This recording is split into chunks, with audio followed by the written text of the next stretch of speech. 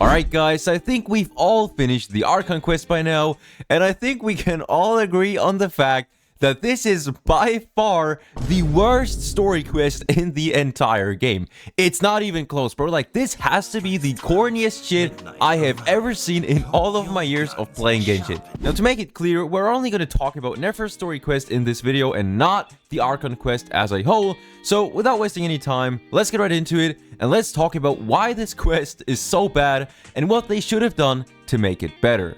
Alright, so first of all, the way this quest starts off is just absolutely terrible. Because before her story quest starts, we are exploring the lore of Conria and all this incredibly captivating lore about Rerir and his past, which was absolutely great.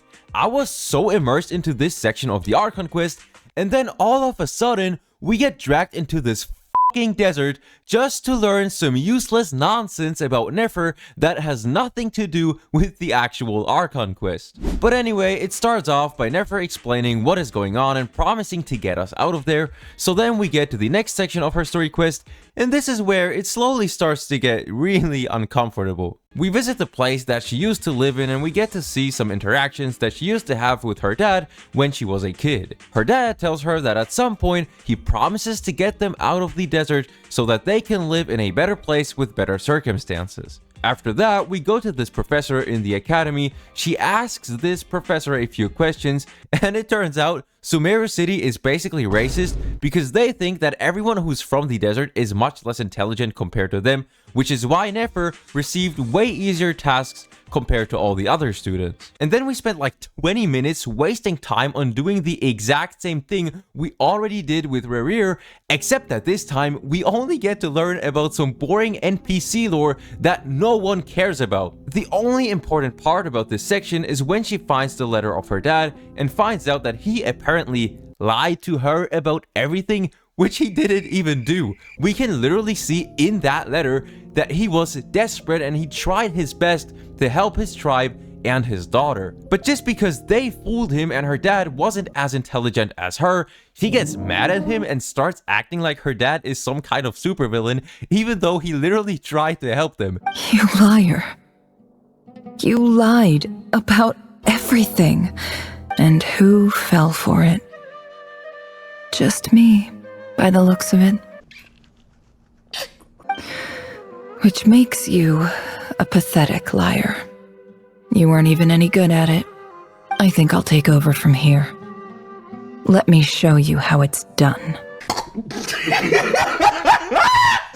And everything that happens after that is some of the biggest Cornball Reddit Discord mod behavior I have ever seen. After Nefer finds out that her dad is a pathetic liar, which he clearly is not, she decides to show him how it's done. When we leave the building, she gets stopped by a woman who's clearly worried about Nefer and thinks of her as a friend.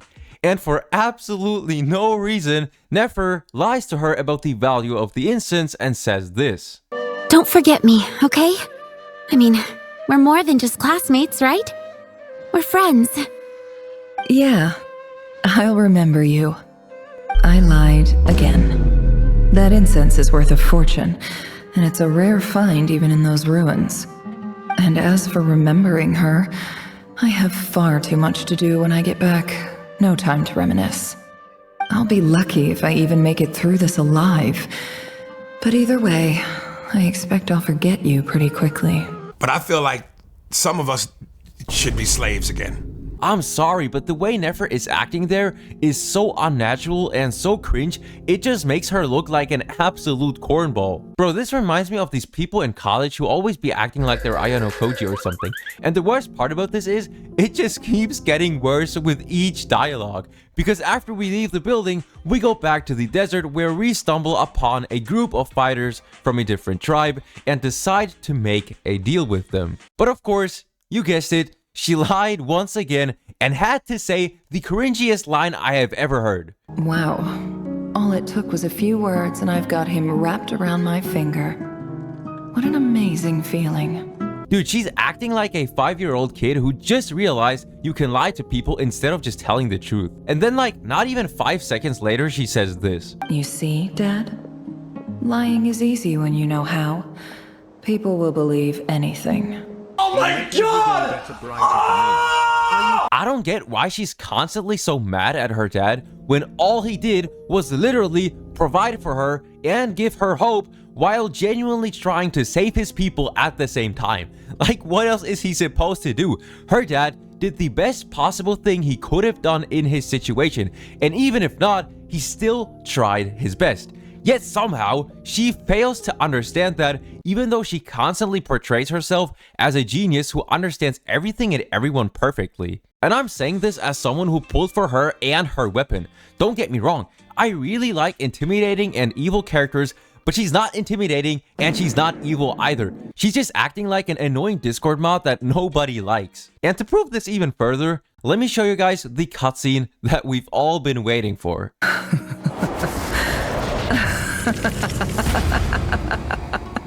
Look at yourselves. They're just ordinary, petty human beings. What a joke. I think we're even now. You know what this reminds me of? Clock strikes 12. Midnight arrives. Cock your guns and sharpen your knives. You cannot convince me that they actually put this into the game. Bro, I was laughing so hard when I saw this. I can't believe they actually put this into the game. There is no reason for her to be doing all that. We get it, Nefer. You're upset because your dad is not as perfect and emotionless as you are. But there is no need for you to crash out like that, alright? I promise you, it's not that deep. We had characters in Genshin with a far more disturbing past than hers, and even they didn't act like that. Anyway, thankfully, however, Laoma decides to wake Nefer up from her delusions, and then we finally get to the actual cutscene that really matters. It's almost over. Rerir decides to cosplay as her cat, grabs Nefer by her throat, and before he manages to do anything, Dainsleif shows up and all of them manage to escape. Okay, now that we got her story quest out of the way, the question is, why exactly is this the worst story quest in Genshin?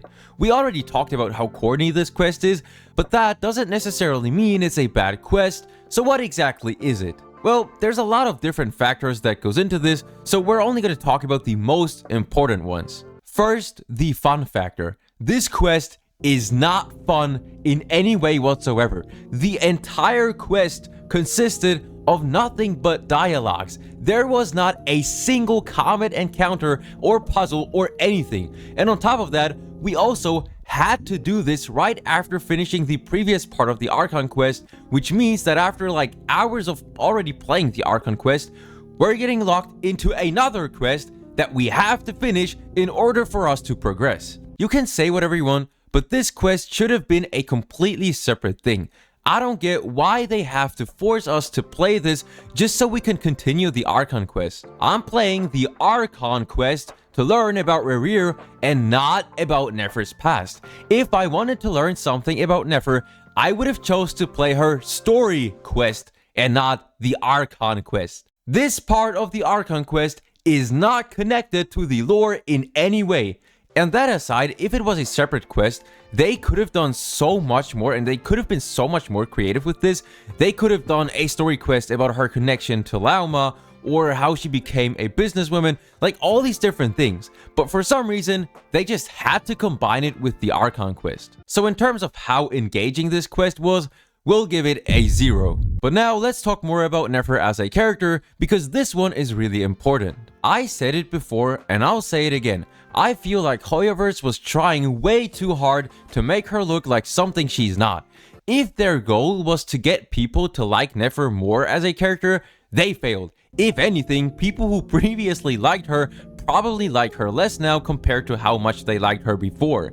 And that also applies to me. I'll be honest, I'll admit it. I really liked Nefer before I played this quest, and I still like her, but I like her way less now than I did before. If they had introduced her as an ultimate liar and like psychopath from the very beginning, it would have made sense. But she was introduced to us as a businesswoman who likes to be her own boss. Not some like anime villain who's constantly lying and manipulating everyone. And I know, some people will probably get offended by this and think that I'm just hating on her, but if you know me, you would know that I really enjoy strong and evil women in gacha games. Perfect examples are Yelan and Arlecchino. Arlecchino is my second favorite character after Capitano because she's strong, intimidating, and she's tough. Fear not. What's a little thunder when even lightning wouldn't dare strike our path? And the exact same thing pretty much goes for Yelan, although I don't like her nearly as much as Arlecchino. Anyway, the point is, Nefer just feels like a cheap copy of Yelan. And I get that Nefer is supposed to be cool and all, but it gets to a point, bro. There is no need for her to be doing all this. It feels incredibly unnatural and very forced. Now, before we finish the video, make sure to join my Discord to not miss out on any new Genshin leaks. My next video is probably going to be about Rerir, and this one is going to be a bit more serious because I absolutely love him and his quest was absolutely great. So we're gonna dive into his psychology. It's gonna be something different, but I think most of you will probably enjoy it. Anyway, let me know what you guys think about Nefer down below in the comments, and as always, I wish everyone a nice and wonderful day.